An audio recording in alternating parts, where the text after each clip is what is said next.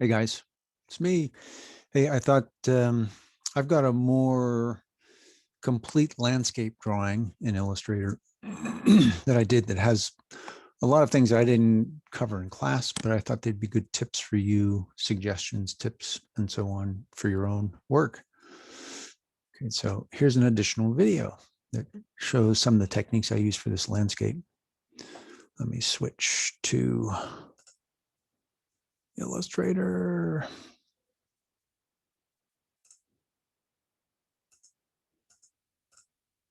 Illustrator. Here's the landscape, right?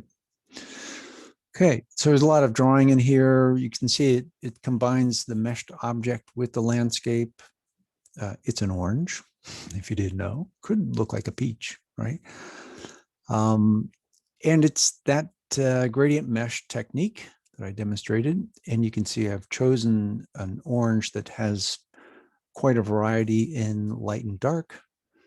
And that's the whole point of doing the gradient mesh, right? It's not a flat object. It's intended to look three-dimensional. Three-dimensionality is created with light and dark. Okay. So, if I just take my cursor, you can see all of the vector lines for the different shapes I've drawn. All right, here's that big green box. It's selected green landscape in the foreground, kind of in the foreground. Other things are in front of it.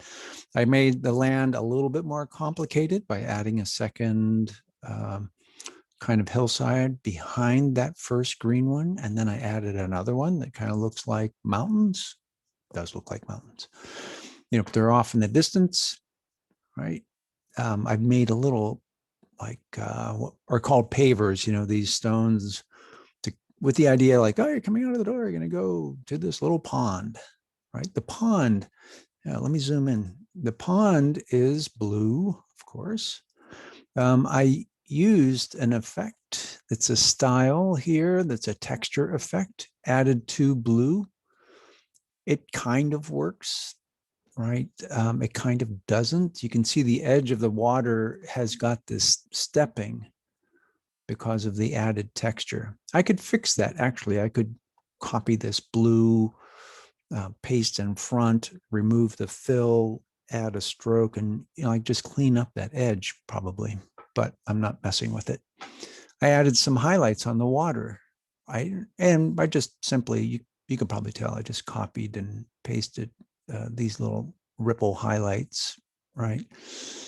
And then I wanted to indicate that there's kind of an edge of this lake. You see that dark edge around there. I just created that by copying the blue lake pond. It's more of a pond. It's more of a puddle. I copied it, pasted it underneath, right? That's Command C to copy, Command B to paste behind or in back, and then gave it a different fill, right? And I gave this brown fill. That's kind of the indication of, oh, maybe it's the edge of this pond. I don't know if the front looks correct. Maybe, it needs some more work if I really want to get into it, right? While I'm zoomed in, a few things to check out. I added these little blades of grass, right? Because this green gets kind of empty and not very interesting. How did I make the blades of grass? We could do that in different ways. I think I used the pen tool. So here's the pen tool. P for the pen tool, right? Then I'm just going like this. I'm drawing a line segment, right? So I go click, click again, and then pull, right? I don't know if you can see that. It's blue on the green, so it might be a little bit tough, right? And that gives me a little bit of an arc. And this is a good tip for you. If you've run into this situation where you're using the pen tool, you drop an anchor point, drop the next anchor point, and inherently the pen tool wants you to keep going, or it's available to keep going, dropping anchor points. But say you just want to drop 2 or 3 and you want to cut it, stop. If you run into that situation, sorry, if you run into that situation, then the way to get out of the pen tool or to stop is to press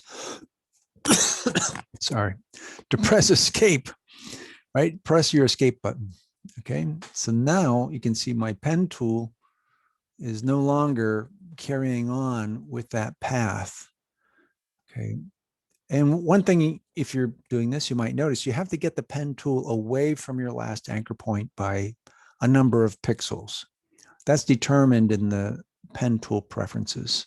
But just suffice it to say, once you get your pen tool out away from that last anchor point that you dropped, if you press escape, then you're basically releasing the pen tool. Okay, so I've drawn a path. Now I want to change the stroke, right? So I can go over here to stroke. Let's see what I get. I got that path over in appearance on the right side. You can see it says fill. I don't really want fill on a stroke. I'm taking that off. And I'm adding some kind of green to the stroke here to make it brighter. And just to make it visible, I'm making it quite light. Maybe I even go even brighter, just so it's easy to see. All right, so here's this, blade of grass in the making, right? But it is uniform by default. When you draw a line segments, they're going to come out uniform like this, and that just does not look very natural, right? So imagine that versus what I've got down below. Okay, so how do you make it look a little bit more natural? Select it, go to the stroke panel over on the right, and you get all of these controls: the weight of the stroke, the end cap, the corners, and so on. Right, and down at the bottom is profile. We see the same thing up here. We've got uniform, basic. We've got the weight of the stroke. We can change the color up in the properties bar. This is when you're in Essentials Classic. Right, so I'm going to change that profile from uniform to one of these. Right, and I tend to go with that one there. Okay, so I get that. Okay, if you're doing this multiple times over and over again, like you say you're going to do 30 blades of grass, now you don't want to have to go through that process every time. Like if I draw another stroke right now, so I go with my pen tool and I draw another blade of grass, which, by the way, here's this option that you have with your pen tool and with drawing tools. So if I hover near an anchor point, so close like this, and start another path, it's going to connect my two paths. I don't want that. I want to keep them separate so I can style them separately. So I'm drawing out here. So I go click and I go click again. It's another blade of grass, right? Again, press escape to get away from that. Now you can see that, okay, I've got one blade of grass that goes thin, thick, thin, has a certain color, right? The next one I draw does not have that. Okay, so if you're doing multiples of anything, in this case, blades of grass, right? So I'm going to go Command Z to undo what I just drew there. I'll go to my pen or to my anchor point tool or to my object select tool. It's the black arrow tool, and I'll select that path. Okay, so I can fashion this with a color and with that profile that's thin, thick, thin. And then once I've done that, I can make it a style. Okay. So the style panel is over on the right.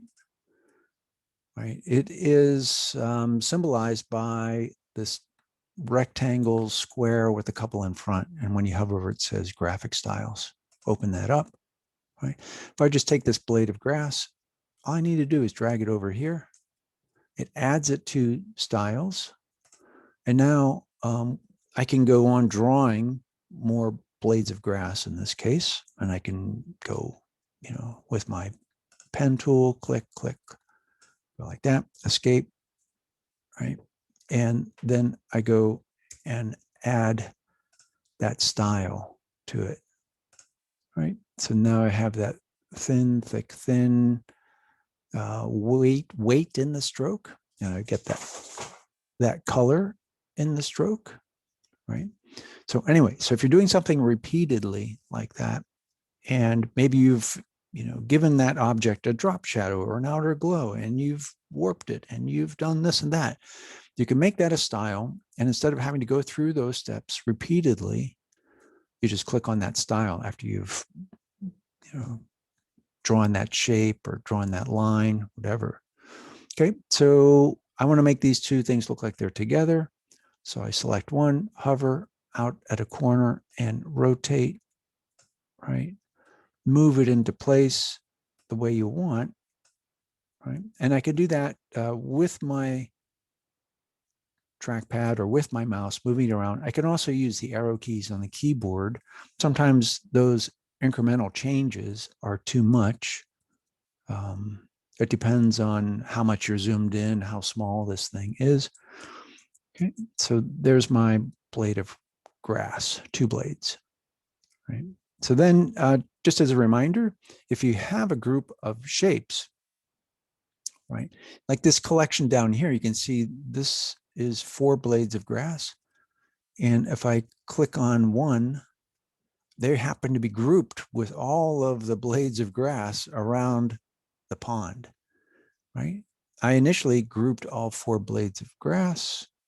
So you do that by selecting the blades of grass in this case, or any objects you want to make a group, right? So let's just do it here. I select that blade of grass, press Shift, select the other one. Come on, select you.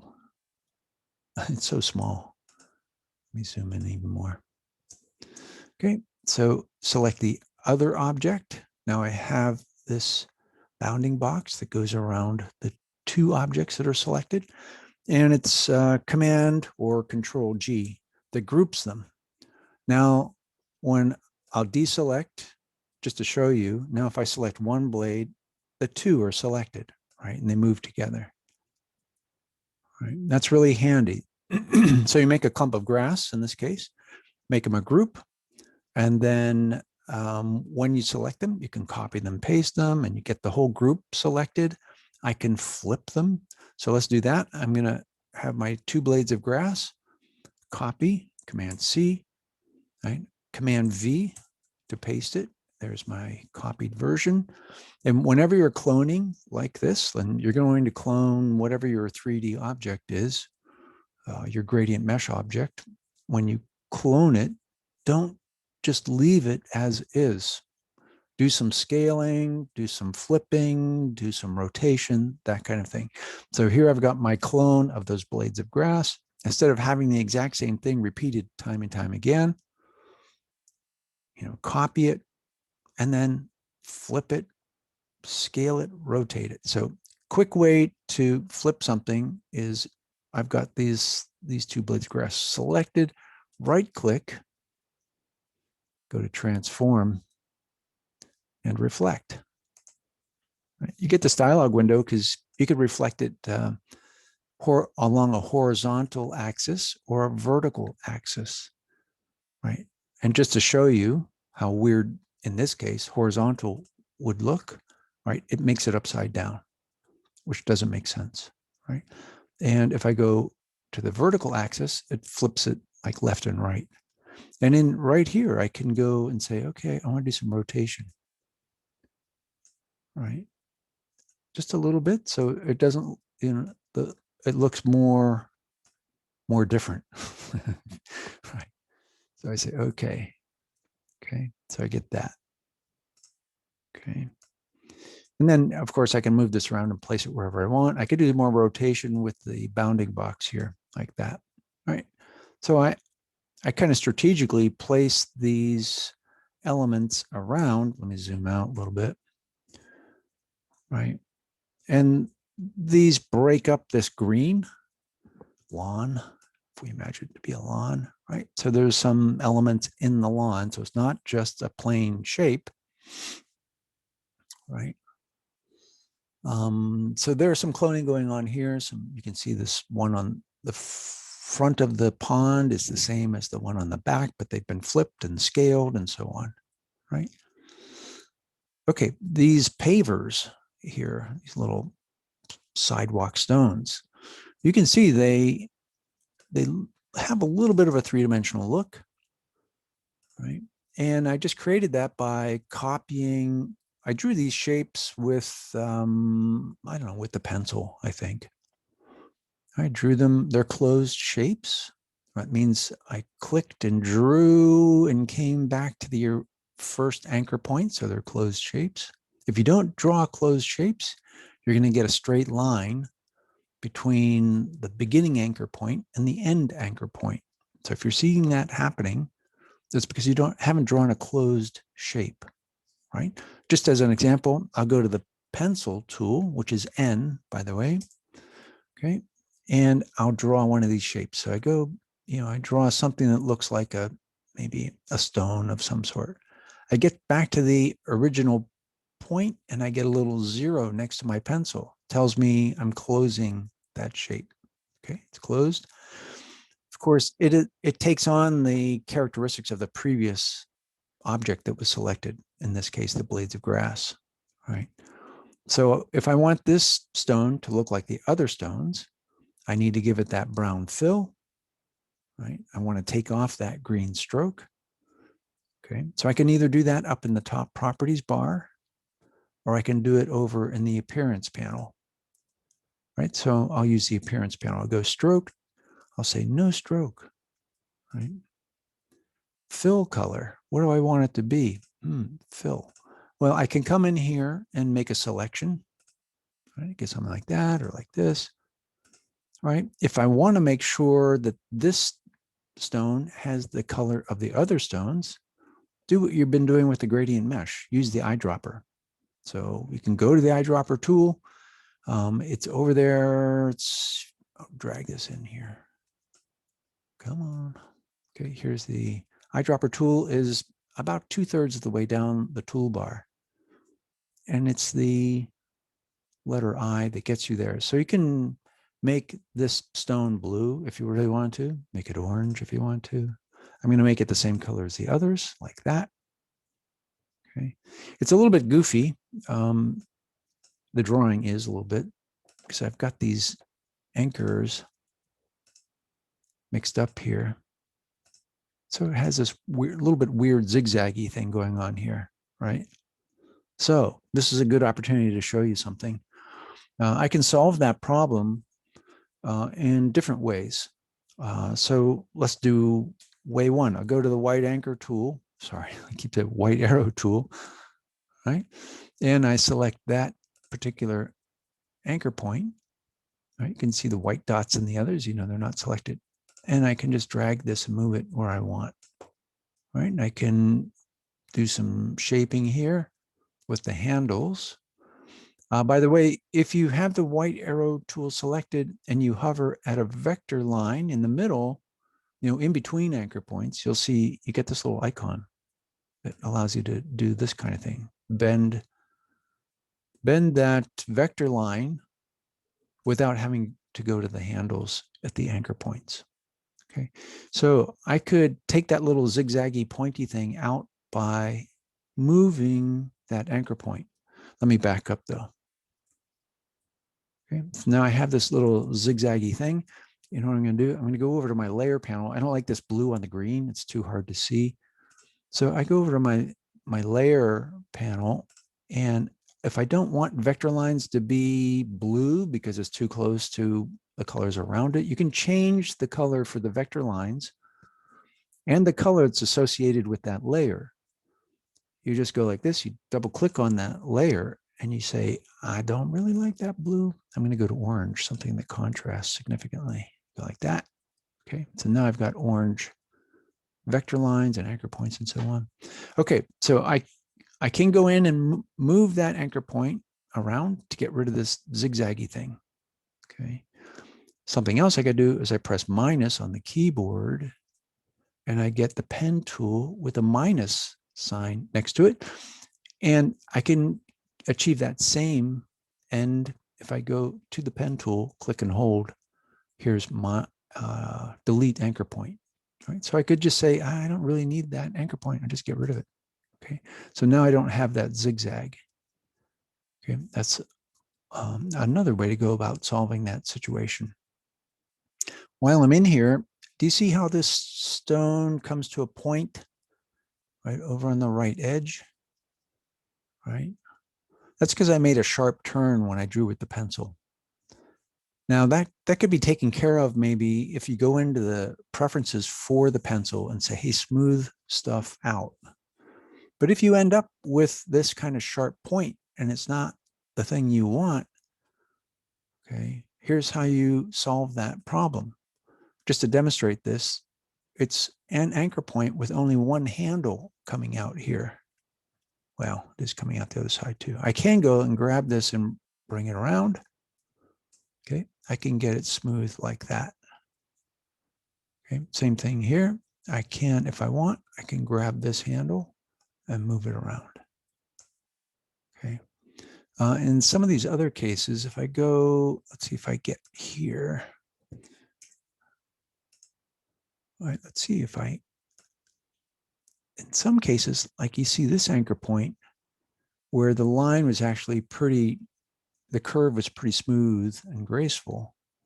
I've got two anchor points and they act like a seesaw pivoting around the anchor point, right?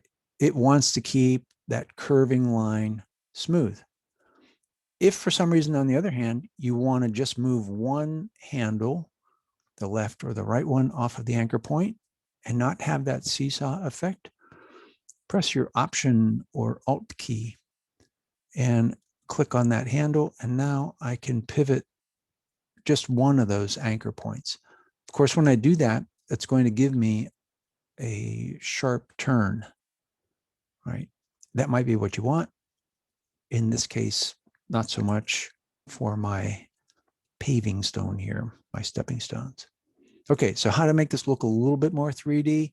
Oh, I just took this shape, I copied it, so Command C, pasted it behind, that's Command B, and then I gave it a darker fill. So I go over to my fill color and I just choose something darker, all right? And then I move it down. I can use my arrow keys on my keyboard and go click like that, right? And then if you want to be consistent and you're like, oh, that's a brown it's more saturated and intense than these other ones, you know, you might decide, well, I kind of like that. Or you might decide, actually, I really do want it to be consistent. Okay. So while I have that object selected, if I want to fill it with the same brown that the other ones have, I just go to my eyedropper tool. That's I. Pick up that color, and now they're all the same. Okay. Let me zoom out. That's Command 0. Okay. So I get this. All the clouds were drawn with the pencil. I know that the cloud up here was like that stone that I just dealt with. It had some pointy lines on it. It just didn't have the same quality. It's a little bit closer now to the other clouds, right? It had these sharp angles in it and so on. Okay, some other things I've done. You can see the tree here. The tree without any texture, frankly, is going to be kind of boring, right? Of course, it's never going to look photographic. And that's the point of making vector drawing. You're simplifying these things so that we recognize it as a tree. But if I don't have those lines in there indicating the texture of the bark and giving some directional flow over the tree trunk, it could be kind of boring. I'm not sure that black is the right choice for this, but it's okay for right now. Okay, and then the tops of the trees, this was all drawn with the blob brush, by the way. Right, and all the leaves on the top are drawn with the blob brush, right? Intentionally making different colors, but not at the same time, there are shared colors, right? Obviously this green, same as that green. This green, same as that green, right? It can be a problem if you have like 7 different colors and none of them are shared, right? Having some repeated colors provides cohesion. Okay. You see, I drew a shadow underneath the tree, right? Now I gave it some Gaussian blur. How do you do that? Well, you select whatever object you want, like here's the shadow, and you go up to effect is one way to go there, and you'll see blur.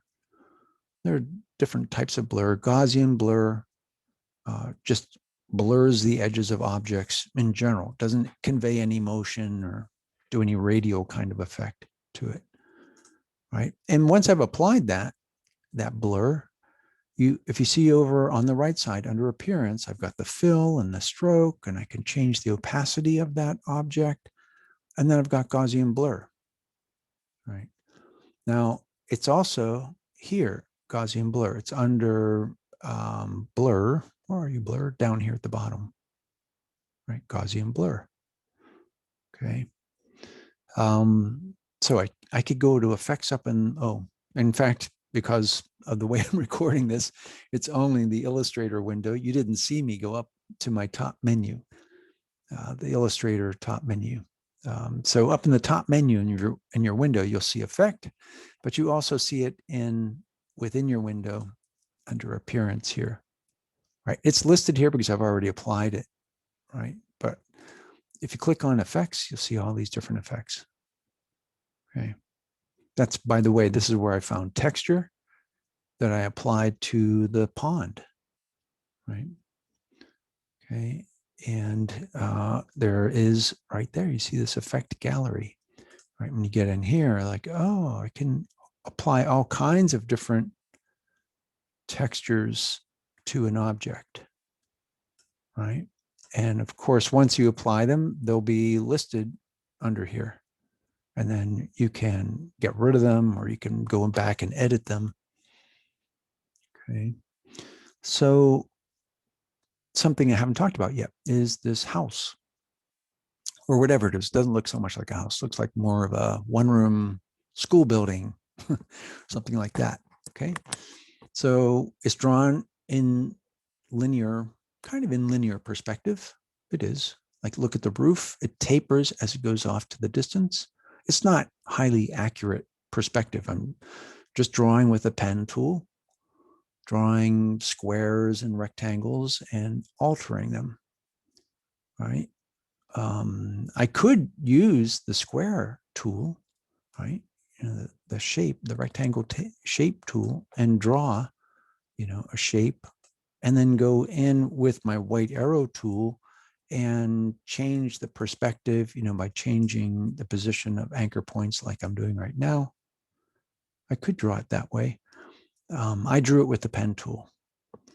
Right, so let me back up with the pen tool. Just remember, it's really great for curvy lines, the pen tool. I've seen some really nice work done with that.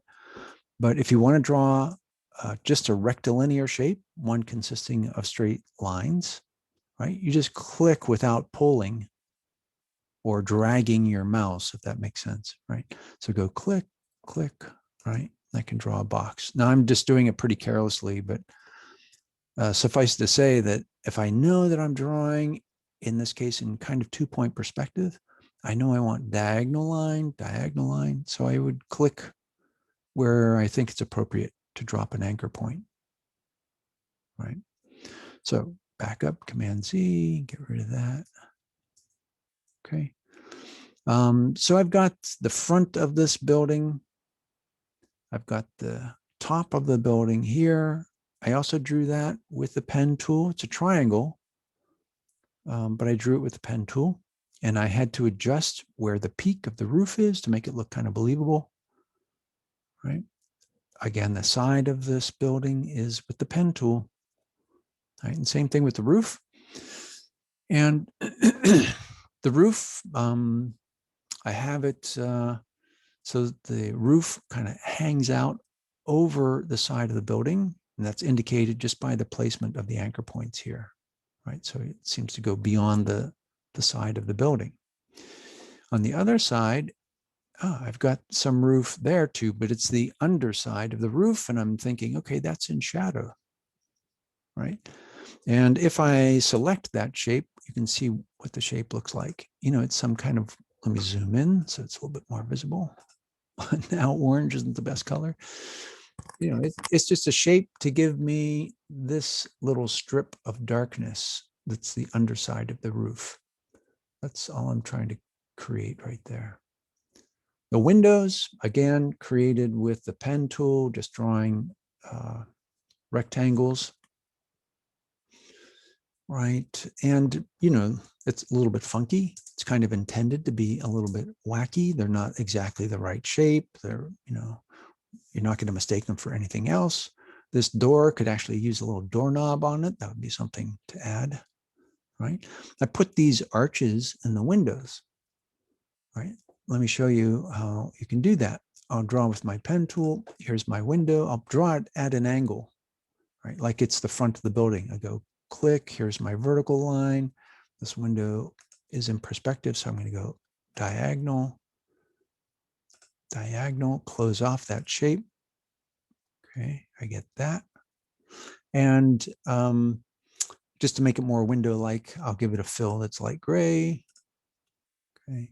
I could change the stroke. I could take off the stroke. I could give it another color. I think it's black right now. I'll give it a dark brown, something like that. Oops, wrong thing. Command Z. I don't want to change the fill. I wanted to change the stroke. Here, stroke. Make it a dark brown. Okay. All right. So now the windows on the side of the building are done like this. If I go to my white arrow tool, right, it's the second tool down, I go click. And when I hover near a vector, oh, come on. Arrow. I should be able to get that to, doesn't want to do it. Okay, so with a straight line segment, the white arrow tool will not pick up that curvy line adjustment. It has to be a curved vector line, not a straight line. So because I just clicked and clicked and clicked, I have straight lines between the anchor points. What do I do? Okay, here's the solution. You add a new anchor point. If I want this to be arched, do that with, go to the plus sign. Plus sign. Now I have the pen tool with a plus sign, and I drop a new anchor point there. With my white arrow tool, I grab that, pull it up. Oh, I get something that's angular. That's an option. Maybe the windows are at an angle. Okay, that's an option. But let's say I don't like that. I want curvature.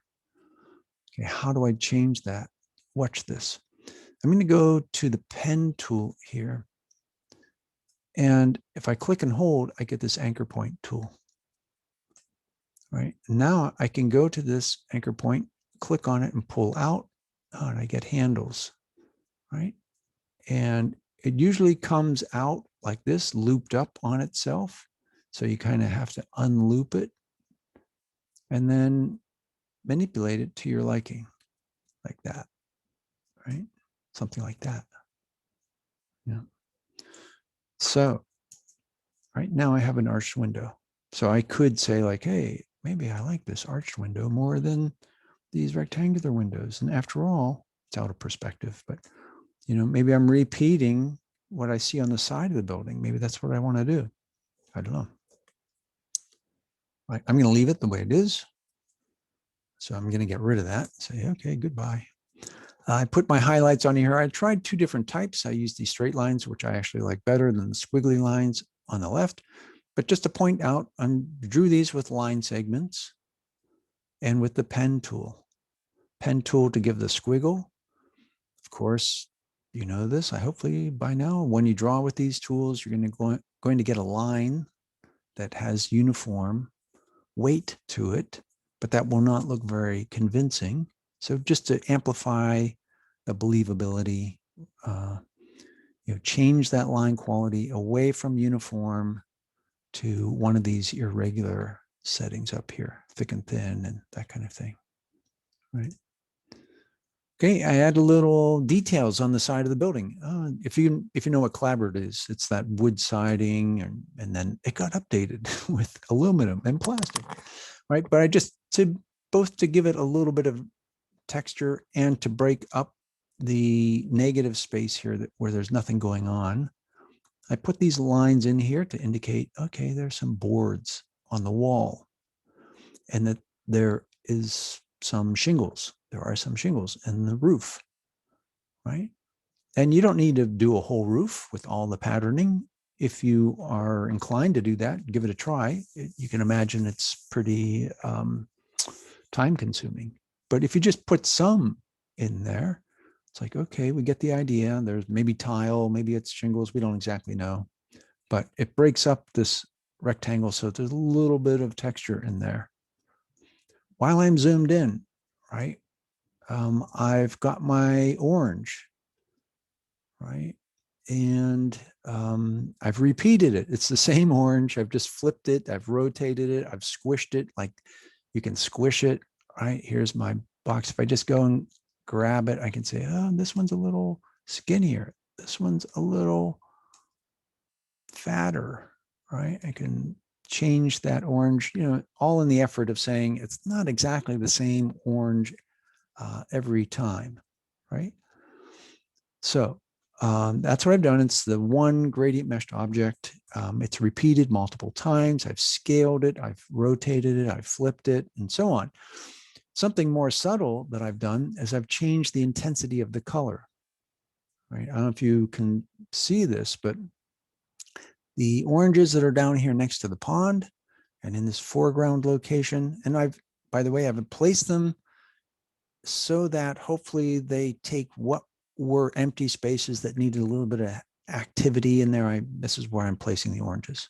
If you compare the orange down here, right, kind of in the middle next to the pond, next to the one up above it, can you see how it's lighter, right? And if you remember from a couple of conversations we've had over the past couple of weeks, when things get lighter, they look like they're further away. When they're darker and more saturated, they look like they're closer to us. By the way, all the oranges on the ground have shadows, right? And those are just ellipses with a darker green, and it's been blurred a little bit. Back to this orange business, okay?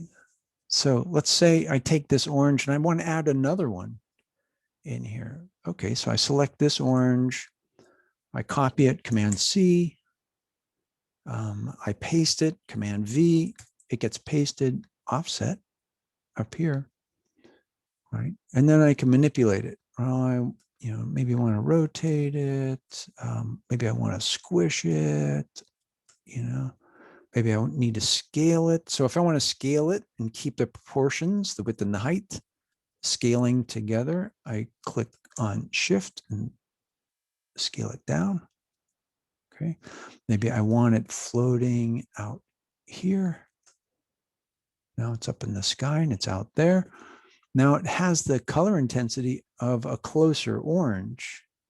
If I want it to look like it's, it gets that atmospheric perspective, I'm going to make it lighter. Okay. Unlike Photoshop, where you have an adjustment layer and you can change exposure, in Illustrator, you can change colors, making them light and dark, but it's not exactly obvious how to do that. Let me zoom in a little bit. Okay, so here's my orange, got it selected. I'm going to change the intensity of that color by doing this. Now, unfortunately, you can't follow me because I'm just recording my Illustrator window. So follow me verbally. So you will go up to Edit in the top menu. All right, next to File, you have Edit, and then come down here and it says Edit Colors. Okay, and I don't know if you see this or not. It is inside the green box for Zoom, but I'm not sure that it's recording that. But so if it's not, follow me verbally.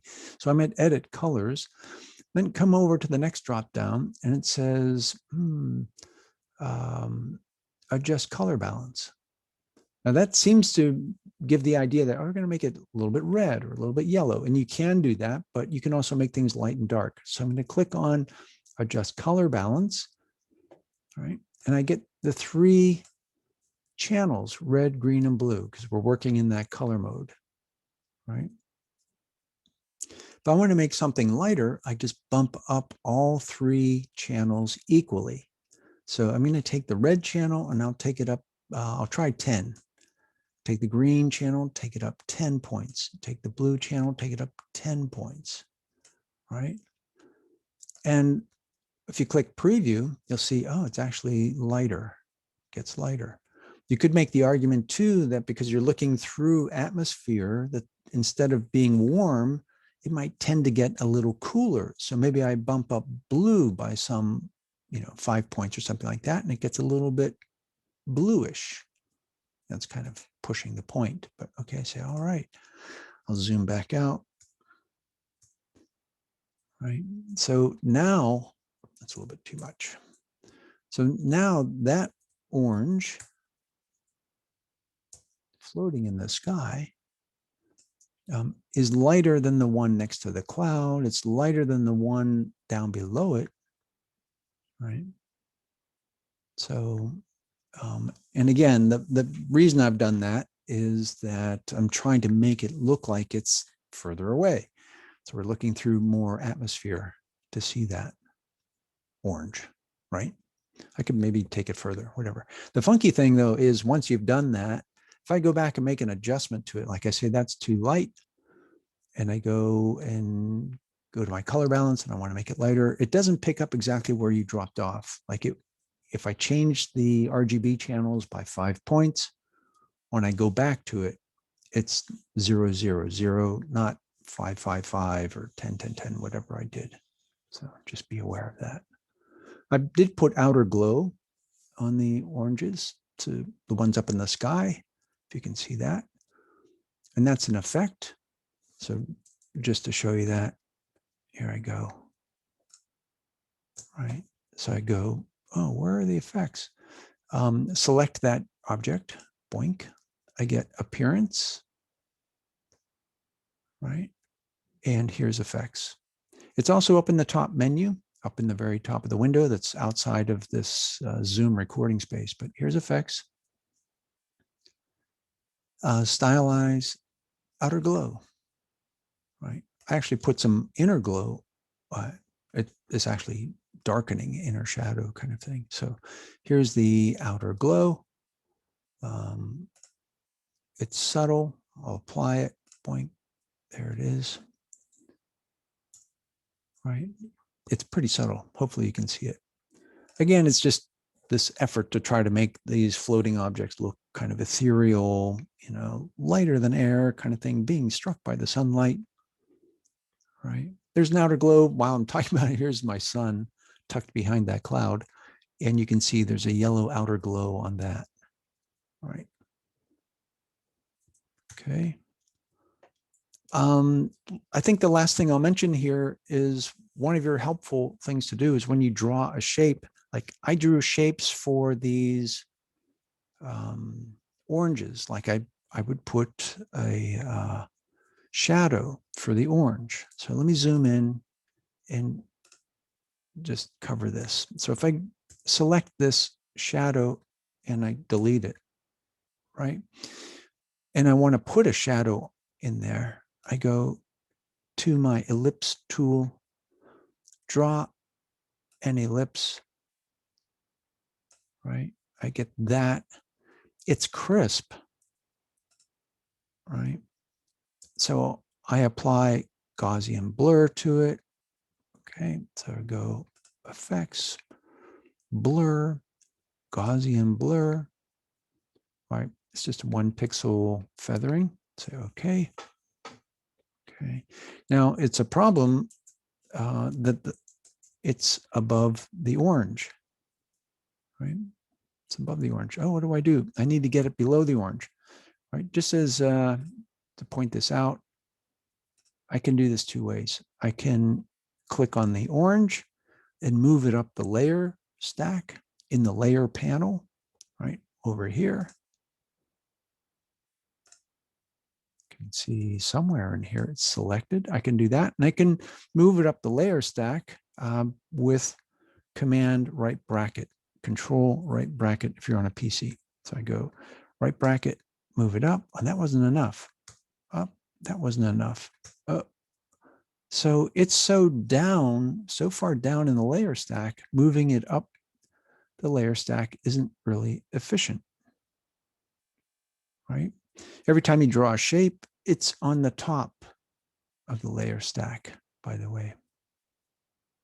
Okay, so I'm going to grab that shadow I drew. I can click on the button here, and now it's selected.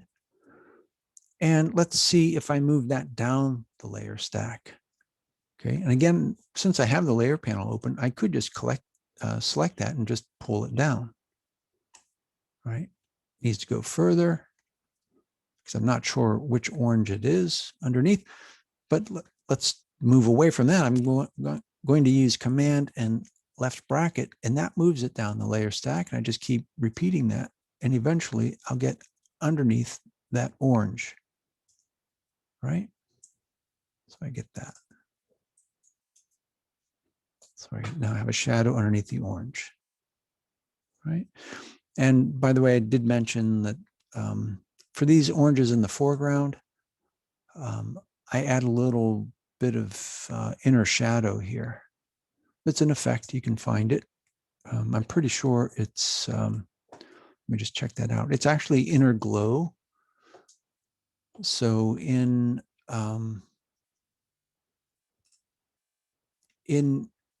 Illustrator, unlike Photoshop, you've got inner glow. I think you have inner shadow in Photoshop, but here's where you go to effect. Even though it says inner glow, which usually indicates lightness, you just change the color and maybe change the blend mode so it's dark, right? Okay. So the only thing I'd mention is the birds. I threw some birds in there. Simple birds take up some space, add a little bit of life into this landscape. Okay. All right. So I hope that's helpful. Have fun with this landscape. Have fun with the gradient mesh. Hope you don't get too confused about that. Hope it all goes smoothly. All right. Thanks a lot. See ya.